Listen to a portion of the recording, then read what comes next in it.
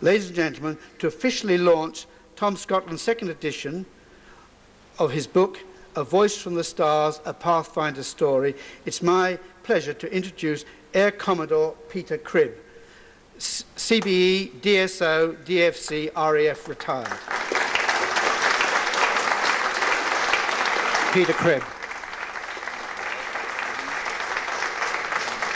Thank you very much, and welcome, ladies and gentlemen.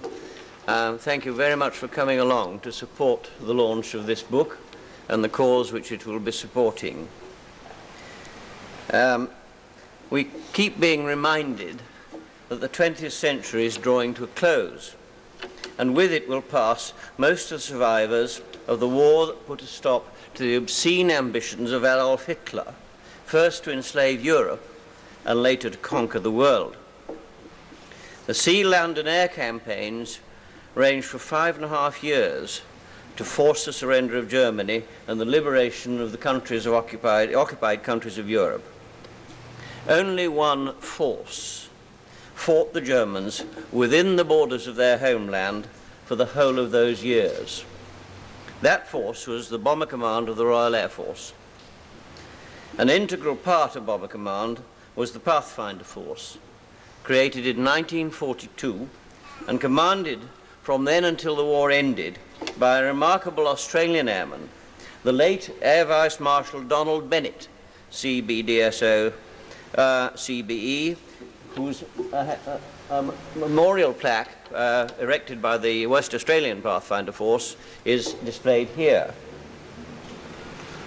Hundreds of Australians volunteered to serve as aircrew in Europe, and after training through the Empire Air Training Scheme, joined the RAF squadrons of Bomber Command and eventually formed Australian squadrons of their own. The most successful found their way into the Pathfinder Force. The Pathfinder Force was made up of specially selected bomber crews who were given intensive training in navigation and bombing using specially developed electronic devices. These crews were then posted to Pathfinder squadrons who had the responsibility of leading nearly all the bombing raids on Germany and Italy, identifying and marking the targets for the main force to attack. One such squadron, 614 Squadron, was formed and trained by the Pathfinder Force at Newmarket, that world-famous racecourse which had been converted as a wartime airfield. The squadron was then transferred to northern Italy after the Italian surrender to mark targets in southern Europe for attack by bomber forces of number 205 Group operating from northern Italy. The crews in this force faced a double enemy: the German defences and the ferocious storms and icing conditions over the mountains, which had to be crossed twice on most of their sorties to the north. That small detached force of Pathfinders surely deserves its own historian. The captain of one of the crews in that squadron was Tom Scotland, the author of this book we launched today, which includes his recollections of that unique fragment of war. A Voice from the Stars is more than just war memoirs. Flying and fighting were not Tom's chosen profession, but like many others of his generation, he responded to the needs of the motherland of the British Commonwealth. War invariably leaves its mark on those who fight and survive. None are unchanged, though they may bear no visible scars. Some are spiritually crippled or warped by the experience. Others grow in character and compassion.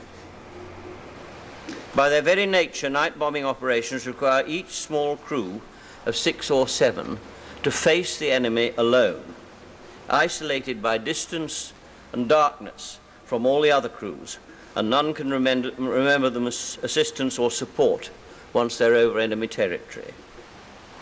Their survival depends heavily on the character and skill of their pilot. The launch of this book offers its readers an exceptionally candid insight into the development of one young Australian who was called upon to bear that responsibility and to whom the experience seems to have inspired a quest for guidance and subsequently a commitment to unselfish service to others in their hours of need. It's a moving story of endurance felicity and warmth that will enchant readers of all ages. The author has donated the proceeds of today's sales to this museum to help it maintain the mementos, the very valuable mementos you see gathered around you here today. And many of them are in much need of repair, and so is the hangar, which keeps the weather off them. So we ask you to respond generously to the appeal for the museum and to buy and enjoy Tom's book. Indeed, why not buy it as presents for Christmas to many of your friends who I know will enjoy it as much as I have. Thank you all very much for coming.